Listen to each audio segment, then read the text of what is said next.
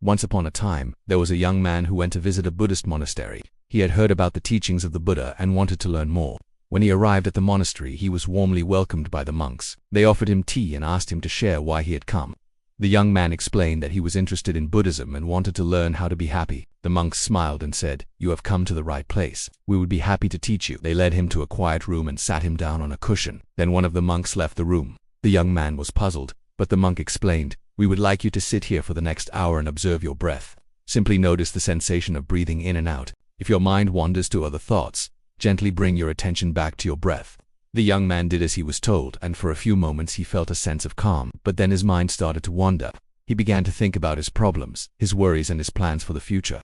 He tried to focus on his breath, but every time he did, his mind would wander again. After what felt like an eternity, the young man heard the monk say, "It is time to stop."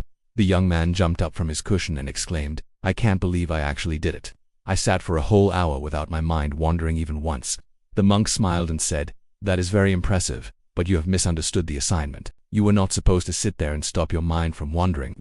You were supposed to sit there and observe your breath and notice when your mind wandered, and then gently bring your attention back to your breath. It is not about stopping your thoughts, but about befriending them." The young man was ashamed. He realized that he had tried to force himself to be still, and in the process had become very tense and uncomfortable.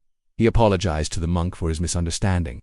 The monk waved his hand and said, "Don't worry, it happens to all of us. Would you like to try again?" The young man nodded and sat down on the cushion. This time he made a conscious effort to relax his body and to observe his breath without trying to control it. As he focused on his breath, he noticed that his mind began to wander again. He didn't get upset or frustrated. Instead, he simply observed his thoughts and gently brought his attention back to his breath. As the minutes passed, the young man felt a sense of calm and clarity. He realized that the monk was right.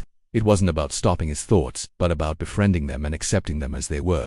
When the hour was up, the monk approached him and asked, "Can you feel the difference?" "Yes," the young man replied. "I feel much calmer and more focused than I did before.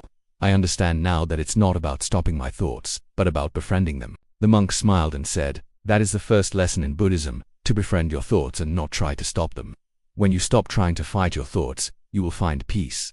This is the path to happiness not only in Buddhism but in life." The young man thanked the monk for teaching him this valuable lesson.